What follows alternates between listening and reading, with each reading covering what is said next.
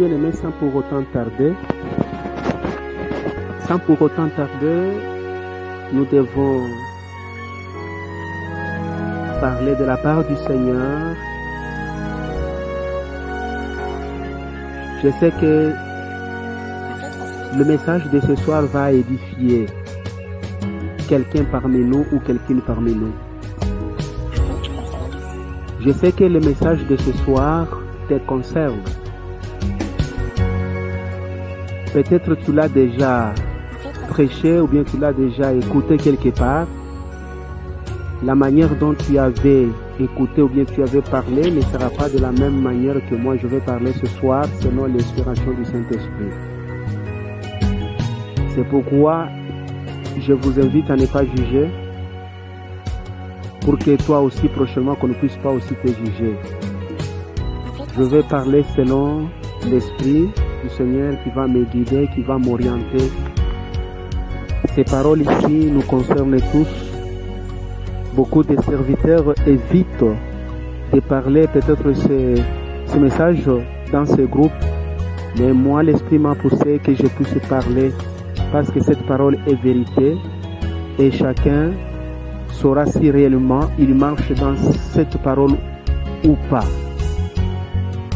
Sans pour autant tarder, les sujets de ce soir, nous allons parler sur un sujet très simple là, à savoir donner à Dieu. C'est ça notre thème, savoir donner à Dieu. Souvent ici chez nous à Lubumbashi, nous disons en Kiswahili, kujua kumupa Mungu. Kujua kumupa Mungu, savoir donner à Dieu. Bien-aimés en Christ, nous allons parler sur ces points. Nous avons plusieurs messages qui passent par-ci par-là dans des églises et plusieurs messages nous exhortent ou nous exigent toujours à donner. Qu'est-ce que nous devons donner à Dieu? Qu'est-ce que nous pouvons donner à Dieu? Qu'est-ce que Dieu nous recommande? Et qu'est-ce que Dieu a besoin? Nous pouvons dire que Dieu est pauvre. Il demande quelque chose à l'homme. Peut-être c'est la question que tu pourras te demander. Mais je te dis non. Dieu est plus riche. Tout ce qu'il a créé lui appartient. L'or et l'argent lui appartiennent. Mais ce que je peux te demander, ce que je peux te conseiller, que Dieu a besoin de ta vie, que tu puisses lui donner ta vie. Ça, c'est le premier offrande, c'est le premier sacrifice que tu vas donner à Dieu. C'est la vie, donc notre vie.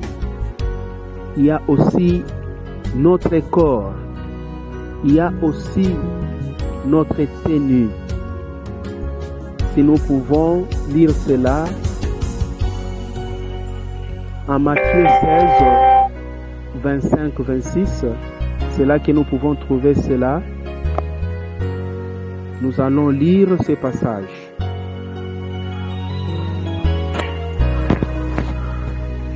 La Bible dit en Matthieu chapitre 16, versets 25 à 26.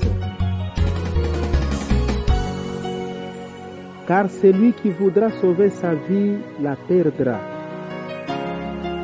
Mais celui qui la perdra à cause de moi la trouvera. Et que servirait-il à un homme de gagner tout le monde s'il perdait son âme? Ou que donnerait un homme en échange de son âme? Nous lisons aussi Romains chapitre 12, le verset 1. La Bible dit ceci: je vous exhorte donc, frères, par la compassion de notre Dieu, par la compassion de Dieu, à offrir vos corps comme un sacrifice vivant, saint, agréable à Dieu, ce qui sera de notre part un culte raisonnable. Bien-aimés en Christ, nous venons de lire ici, c'est Jésus qui est en train d'enseigner à ce temps-là à ses disciples pour leur dire que s'il y aura celui qui va essayer de protéger donc son corps, de protéger donc sa vie, il la perdra. Mais si c'est à cause de Dieu, on ne la perdra pas, mais on la retrouvera. On la trouvera plutôt. L'apôtre Paul aussi aux Romains, il dit que non, je vous exhorte. Donc frères, par les compassions de Dieu, à offrir vos corps. Donc nous devons offrir nos corps. Nos corps doivent être donc un sacrifice vivant et saint qui sera agréable à Dieu. Et c'est ce qui fera notre culte raisonnable devant Dieu. C'est-à-dire à Dieu, nous pouvons offrir notre vie. À Dieu, nous pouvons offrir notre corps. À Dieu, ce n'est pas seulement notre vie, notre corps, on doit aussi donner son argent et ses biens. Dans ces deux premiers versets que nous venons de lire, nous voyons là-bas, on nous conseille, on nous invite à faire quoi? À se faire donc un sacrifice vivant. Donc notre corps doit travailler dur pour le Seigneur. Nous devons chanter, nous devons aller passer par là, chercher les âmes perdues. Donc c'est un sacrifice. Et ce sacrifice-là, c'est le sacrifice que nous appelons le sacrifice vivant qui est saint. C'est ce que Dieu agrée, c'est ce que Dieu accepte quand l'homme donne sa vie, son corps et son âme. C'est ce qui a été dit que si tu aimes Dieu, tu vas travailler, tu vas l'aimer de tout ton corps, de toute ton âme, de toute ta force et de tout ton esprit. C'est-à-dire ici, l'homme se met à 100% dans l'œuvre de Dieu. Donc il devient l'esclave du Christ. Partout là où il va se trouver, il est toujours esclave. Même pendant la nuit, il doit toujours travailler pour Dieu. Malgré il y a un temps de repos, mais le téléphone peut sonner en tant que pasteur, en tant qu'ancien de l'église, en tant que diacre, en tant que bishop, en tant que qui que ce soit. Si vous êtes responsable, vous devez toujours aller répondre. S'il fait tard, vous devez faire le tout, même le matin là, même dans la maison, vous priez pour ce cas-là. Même s'il fait chaud, même s'il y a un chaud soleil, même s'il pleut, même si c'est dans la famine, même si je ne sais pas dans quelles conditions dans lesquelles vous vous trouvez, vous devez donc faire votre corps comme un sacrifice vivant. Votre corps doit être donc un sacrifice vivant et saint, agréable que Dieu va agréer. Et cela fera donc votre part un culte raisonnable devant Dieu. Il y a aussi l'argent qu'on doit donner et c'est bien. Combien de gens dans notre groupe ici touchent de l'argent? Mais nous savons très bien que nous avons nos églises. Mais combien est-ce que nous donnons à Dieu? Vous avez des biens chez vous. Est-ce que vous les donnez? Or, la Bible nous recommande donc de travailler avec nos biens. Donc, nous devons offrir l'argent. Même nos biens, par exemple, la moto peut servir Dieu. Nous avons par exemple des voitures. Nous avons par exemple, je ne sais pas, des tôles qui sont restées chez nous. Nous devons donner cela à l'église pour qu'on puisse embellir le temple de Dieu. Là, nous allons lire Deutéronome. Nous allons lire Deutéronome chapitre 15, verset 10. Nous allons lire aussi Proverbe pour savoir aussi ce que nous pouvons donner. Proverbe 11 jusqu'à verset 24. Il est dit que Proverbe 11, chapitre 11, verset 24, tel qui donne libéralement devient plus riche. Tel qui donne libéralement devient plus riche. Et tel qui épargne à l'excès ne fait que s'appauvrir. Bien-aimé, la parole de Dieu est tellement claire. Là, il n'y a pas de commentaires.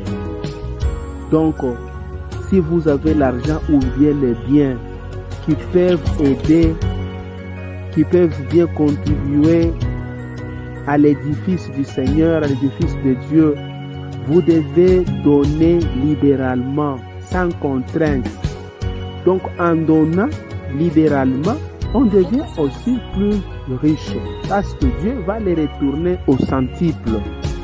Mais il y a ceux-là qui ont de l'argent dans leur maison, mais le pasteur a besoin, par exemple, même de 15 tonnes. Mais lui a l'argent même de 70 tonnes. Dans son argent-là, au lieu d'enlever même 15 tonnes, même 10 tonnes, il fait semblant. Et ces gens-là vont s'appauvrir. Comment cela? Parce que Dieu a déjà vu ce que toi tu as là. Et Dieu, comme il reste Dieu, il sait comment il va te vider ton argent là. Il va te laisser à la merci de différentes maladies, des accidents. Peut-être si cela si cela se reproduisait sur ta vie, c'est là que l'argent va faire quoi? Va maintenant disparaître. Et là, tu seras maintenant pauvre. Mais lorsque nous donnons, Dieu nous épargne même aux maladies. Lorsque nous donnons, Dieu nous épargne même aux accidents. Lorsque nous donnons, Dieu nous épargne à beaucoup de choses. Parce que ces offrandes-là que nous donnons deviennent pour nous donc un soubassement, un soutien, une protection. Bien-aimés, vous devez donner libéralement. N'ayez pas cette habitude-là d'épargner l'argent parce que tu veux, je ne sais pas, acheter la moto, tu veux, je ne sais pas, faire quel projet. Même si tu as un projet dans ta maison, lorsqu'il y a un service de Dieu qui demande de l'argent, malgré que tu as un projet, donne librement de l'argent. Et donne un peu d'argent là-bas pour que l'œuvre du Seigneur puisse avancer. Dans ces cas-là, Dieu aussi se souviendra de toi. Avant tout d'abord ce Dieu. En premier lieu ce Dieu. Après Dieu c'est nous. Et non nous et Dieu après. Cela ne se reproduira pas. Cela ne se fera jamais dans la vie. En premier lieu, nous devons d'abord servir Dieu. C'est-à-dire dans ta vie, tu dois placer d'abord Dieu. Avant tout d'abord ce Dieu. Parce que c'est lui qui est le maître de tout. Parce que c'est lui qui sait donner et qui sait encore comment ravir. C'est pourquoi, mon bien-aimé, nous sommes là pour s'exhorter. Si vous regardez bien la Bible, donc, nous avons lu dans l'Ancien Testament et nous avons lu aussi dans le Nouveau Testament. Donc, depuis l'Ancien Testament, Dieu a toujours demandé quelque chose à l'homme. C'est-à-dire, lorsque nous sommes vivants et lorsque nous disons que nous sommes enfants de Dieu, nous sommes chrétiens, Dieu aussi ne cessera jamais de nous demander quelque chose. Alors, c'est pour cela nous devons distinguer ou bien donner la différence entre sacrifice et offrande. Il y a ce que nous donnons à Dieu, il y a des sacrifices, il y a des offrandes, il y a des dîmes, il y a des collectes, il y a des aumônes, il y a des dons. Alors, nous devons savoir la différence de ce que nous venons de citer là-bas, les sacrifices. Quelle différence y a-t-il là-bas? Quelle différence y a-t-il entre les sacrifices offrandes, dîmes, collectes, aumônes et dons. C'est une très grande leçon et un grand enseignement. Je ne saurais pas tout donner en ligne, en détail, mais je vais parler encore seulement sur les sacrifices.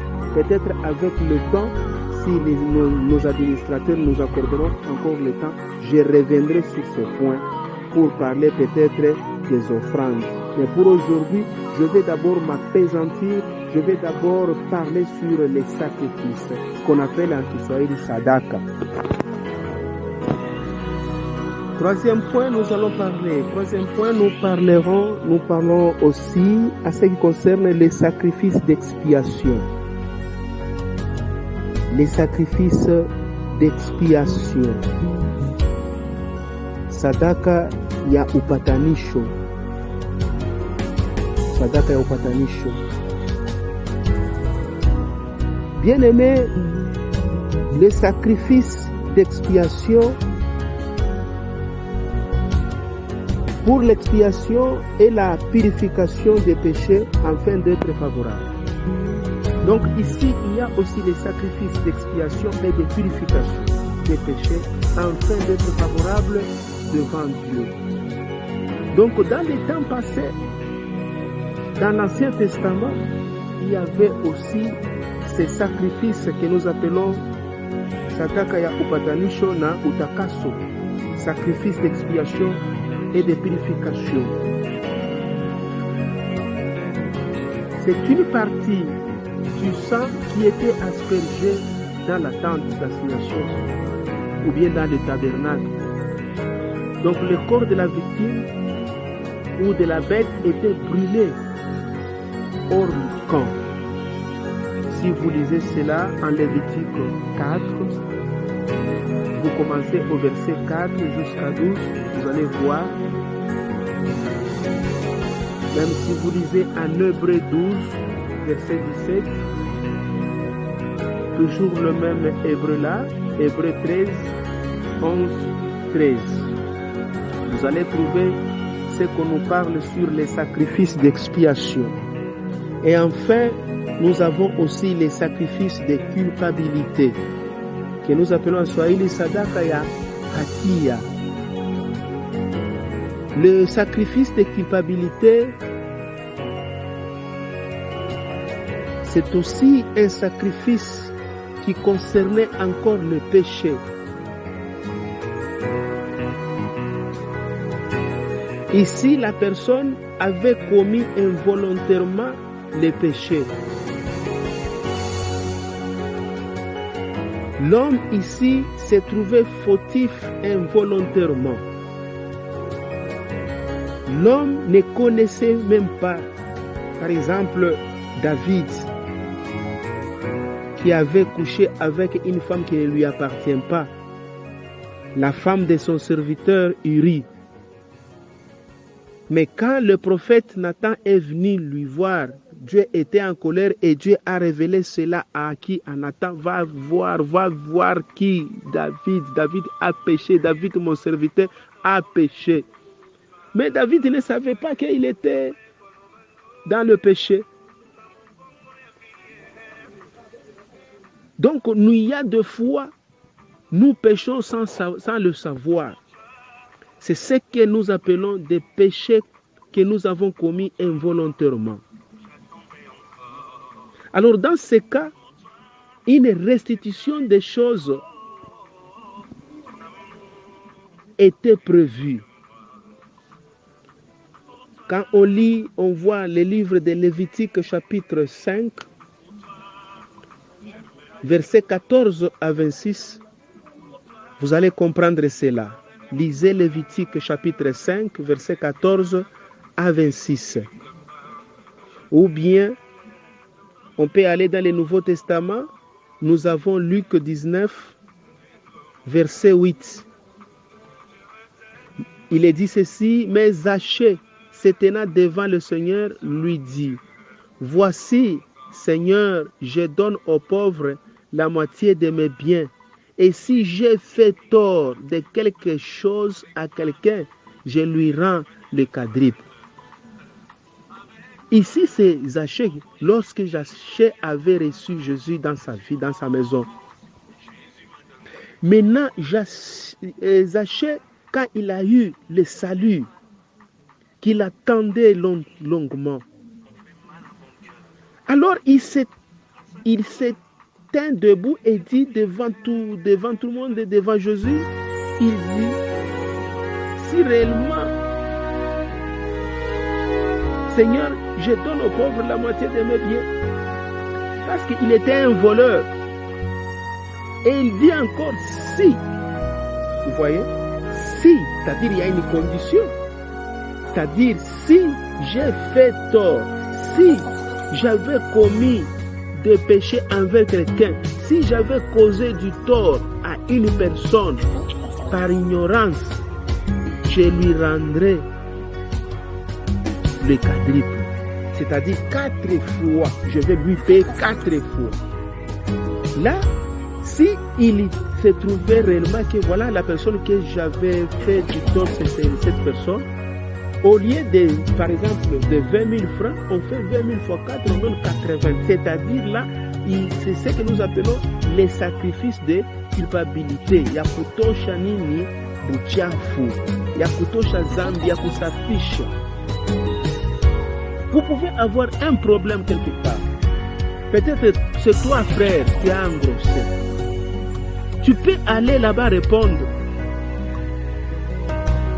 Baba, utaripa hii makuta, utanilipa, unachikia mimba, unapeleka quelque chose. Le quelque chose là qu'on donne, c'est le sacrifice de culpabilité. Donc tu reconnais que j'ai commis du tort à cette famille. On va d'abord te demander ces sacrifices-là de culpabilité. Et cela, c'est en cherchant réparer et passer par la négociation pour trouver maintenant une bonne voie. C'est ce qu'on nous demande ici. Donc tous les sacrifices lévitiques étaient une image du sacrifice parfait de Jésus-Christ. Donc tous les sacrifices lévitiques étaient une image du sacrifice parfait de Christ. Si nous pouvons lire cela en hébreu, lorsque nous lisons cela en hébreu, chapitre 8, au verset 5, qu'est-ce que la Bible nous dit? Donc, Hébreu chapitre 8, verset 5, lesquels célèbrent un culte, image et ombre des choses célestes, selon que Moïse en fit divinement averti lorsqu'il allait construire le tabernacle. Aie soin, lui fit-il dit, de faire tout d'après le modèle qui t'a été montré sur la montagne. Merci bien-aimé. On peut voir aussi les chapitres 10 toujours de l'Hébreu, du verset 1 jusqu'à 18. Vous allez comprendre à ce qui concerne le sacrifice de culpabilité. Voilà, mon frère et sœur, les quatre types de sacrifices que nous venons d'épingler là-bas. Nous avons l'Holocauste, nous avons donc les sacrifices de l'Holocauste, nous avons les sacrifices d'action de grâce, nous avons les sacrifices d'expiation et de purification, et enfin nous avons aussi les sacrifices de culpabilité. Merci à tous celui qui nous a suivis. Que l'Éternel, mon Dieu, vous bénisse.